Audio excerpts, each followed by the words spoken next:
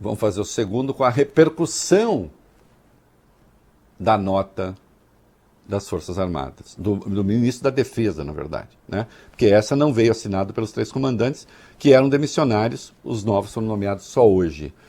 O que é que se disse sobre a nota, Bob Furruia? Ministro Gilmar Mendes, Reinaldo, do Supremo Tribunal Federal, criticou as comemorações do dia 31 de março. Nas redes sociais, ele escreveu o seguinte, aspas, o dia 31 de março não comporta a exaltação de um golpe que lançou o país em anos de uma ditadura violenta e autoritária. Ao contrário, é momento de exaltar o valor da nossa democracia, conquistada com suor e sangue.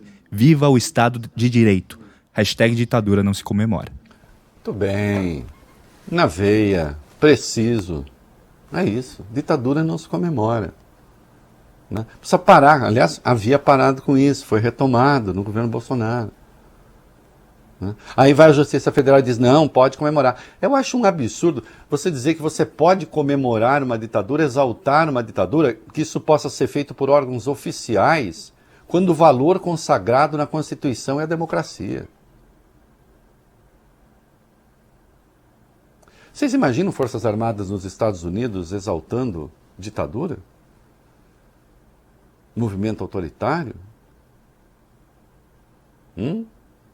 Ah, não, mas é que as coisas têm que ser vistas à luz da história. Ah, tá bom, então agora teremos militares americanos falando em favor do sul dos Estados Unidos na guerra civil e de seus valores, vistos à luz da história.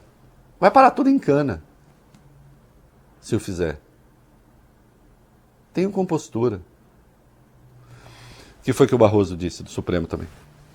O ministro Luiz Roberto Barroso, presidente do Tribunal Superior Eleitoral, se manifestou nas redes sociais, também criticou as comemorações.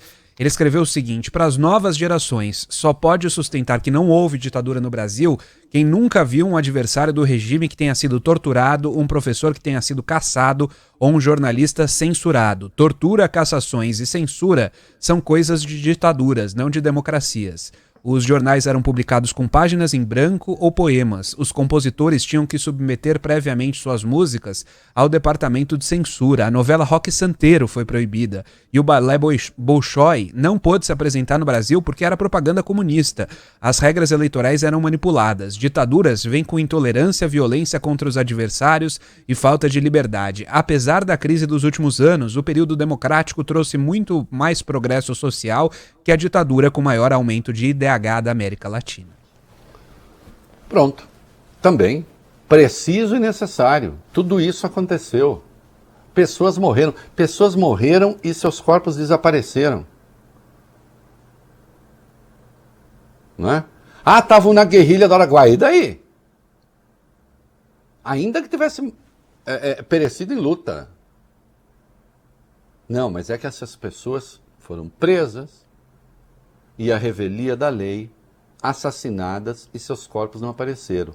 O deputado Rubens Paiva, que não fez luta armada, era só um deputado de oposição, desapareceu.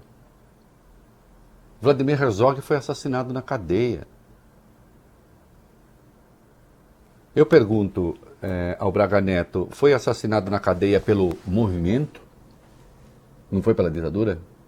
Foi pelo movimento.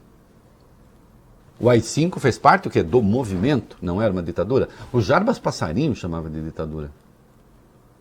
Ele assinou o AI-5.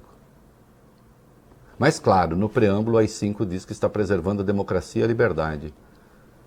Alguém já viu tirano falar o contrário?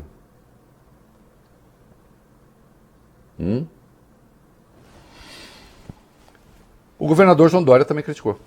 Disse o seguinte, Reinaldo, como filho de um deputado cassado que viveu 10 anos no exílio, considero uma afronta essa carta propondo a celebração de um golpe militar que vitimou milhares de brasileiros, não só da política, pessoas que foram silenciadas, maltratadas e altamente prejudicadas. Não temos nada a comemorar. Nós temos que chorar os mortos e os que foram silenciados. É muito triste que depois de tantos anos tenhamos manifestações dessa natureza. Em cima da pinta, aliás, ele foi entrevistado ontem no Ziriguidum do Demore e do Reinaldo, no Clubhouse, e foi muito duro com o presidente Jair Bolsonaro e disse que se arrepende de ter apoiado o presidente Jair Bolsonaro no segundo turno e que jamais o apoiaria de novo, né? Mas também eu, claro, perguntei se então ele não deveria ter votado no Haddad e ele disse que não, ele deveria ter anulado o voto, só para ser preciso, né? Mas deixou claro que se arrepende do apoio a Jair Bolsonaro e que não há possibilidade disso acontecer de novo.